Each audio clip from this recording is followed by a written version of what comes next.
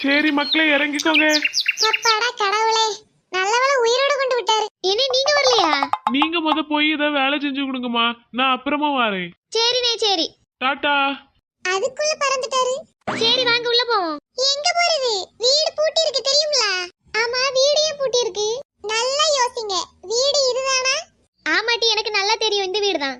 சரி, ரோட்ல நிக்கும் போது யாரு கூட வரல, வீட்டு முன்னாடி நிக்கும், வரவேற்க யாரையும் காணோம்.